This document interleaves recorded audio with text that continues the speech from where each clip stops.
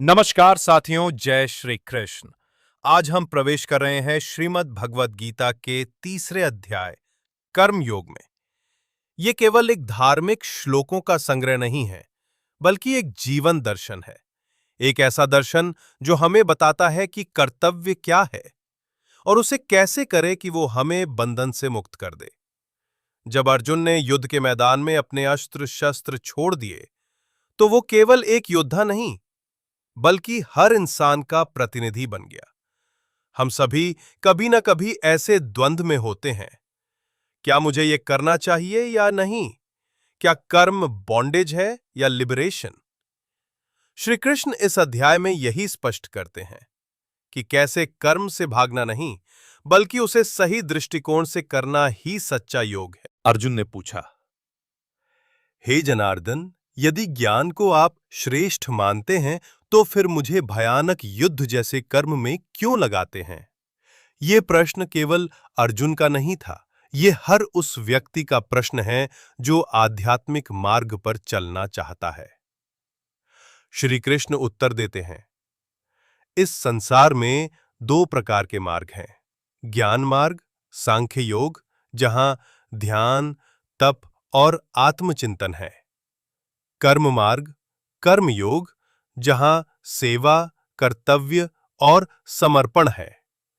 लेकिन हर व्यक्ति के लिए एक ही मार्ग उपयुक्त नहीं होता, जैसे हर रोगी की एक जैसी दवा नहीं हो सकती। उदाहरण, कोई विरक्त व्यक्ति हिमालय में बैठ सकता है, पर एक गृहस्थ के लिए वही तप नहीं हो सकता। परिवार, समाज और राष्ट्र के प्रति दायित्व निभाना भी उतना ही महान है। इसलिए हे अर्जुन, तुम्हारे लिए कर्म मार्ग श्रेष्ठ है। श्री कृष्ण कहते हैं, नहि कश्चित् क्षणमपि जातु तिष्ठत् कर्मकृत्। कोई भी व्यक्ति एक क्षण भी बिना कर्म के नहीं रह सकता। हम चाहे कुछ भी करे या न करे, श्वास लेना, सोचना, हिलना, बोलना, सब कुछ कर्म है। यहां तक कि कुछ न करना भी एक प्रकार का कर्म है। इसलिए कर्म से भागना संभव नहीं, बल्कि कर्म को कैसे किया जाए, ये समझना आवश्यक है। कर्म के प्रकार: सकाम कर्म, फल की इच्छा से किया गया। निष्काम कर्म, समर्पण और त्याग से किया गया। श्री कृष्ण निष्काम कर्म की बात करते हैं। निष्काम कर्म ईवल को, कर्म तो करो, लेकिन फल की चिंता किए बिना। उदाहरण, जैसे एक किसान बीज बोता है, लेकिन ये जानता है कि बारिश, धूप, समय भगवान के हाथ में है। वो बीज बोता है, मेहनत करता है, लेकिन परिणाम के प्रति आसक्त नहीं होता। यह अध्याय का सबसे गूढ़ भाग है। प्रकृते क्रियमाणानि ये गुणः कर्माणि ये सर्वशः अहंकार विमूढ़ात्मकर्ताहम् इति मन्यते।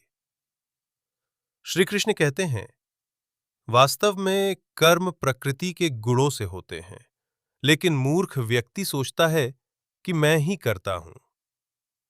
मतलब, जब हम ये समझते हैं कि मैं ही करता हूं, तब हम अहंकार में बन जाते हैं। पर जब हम समझते हैं कि मैं तो केवल एक माध्यम हूं और प्रकृति अपने गुणों से कार्य कर रही है, तब हम अकर्ता बनते हैं। उदाहरण, जैसे एक अभिनेता मंच पर अभिनय करता है। वह जानता है कि यह असली नहीं है, यह सिर्फ भूमिका है। वैसे ही हम जीवन में कर्म करते हुए अंदर से डिटैच्ड रह सकते हैं। यही है कर्म में अकर्म और अकर्म में कर्म का रहस्य। यदि अहम न वर्तेयम जातु कर्मण्य तंद्रितः मम वर्तमानुवर्तन्ते मनुष्याः पार्थ सर्वशः। श्री कृष्ण कहते हैं, यदि मैं स्वयं भी कर्म न करूं, तो लोग भी उसे अपनाएंगे और कर्म से विमुख हो जाएंगे। इसलिए ज्ञानी व्यक्ति को भी कर्म करना चाहिए, ताकि समाज का संतुलन बना रहे।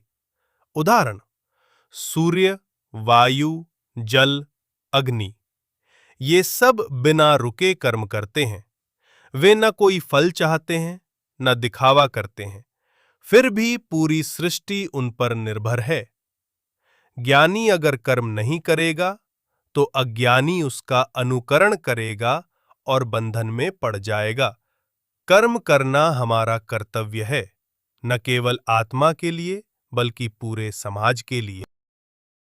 श्री कृष्ण कहते हैं, श्रेयान् स्वधर्मो विगुणः परधर्मात् स्वनुष्ठितात्।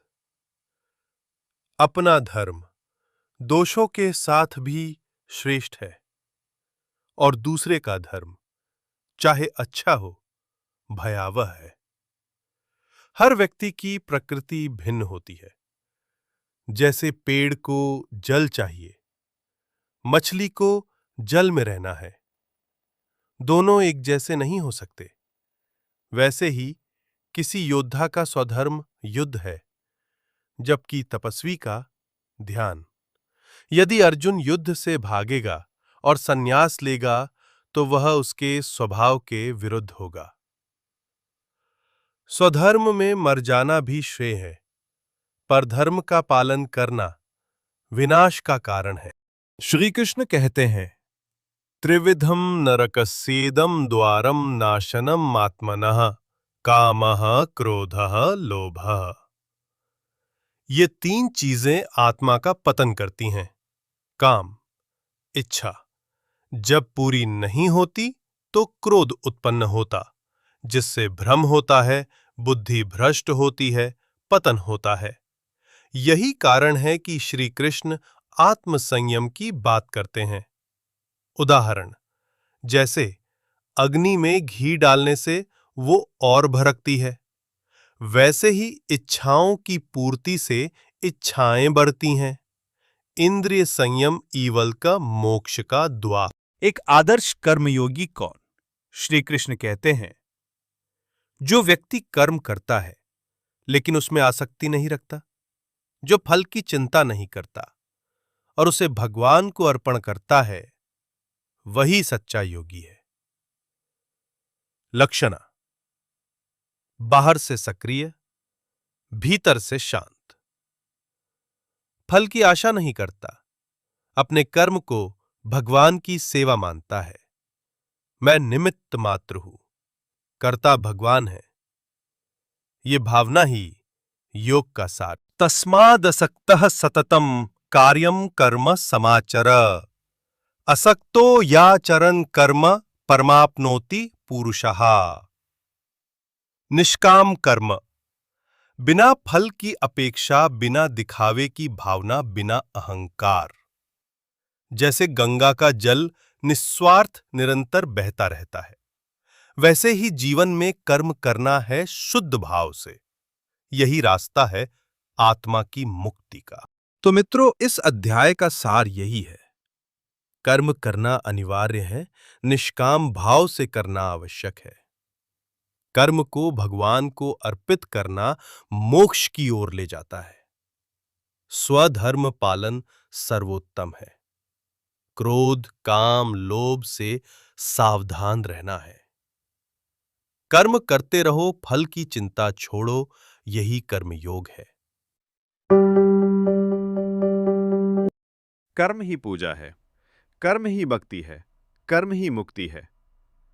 जो कर्म को भगवान की सेवा मानकर करता है, वो संसार में रहते हुए भी मुक्त हो जाता है।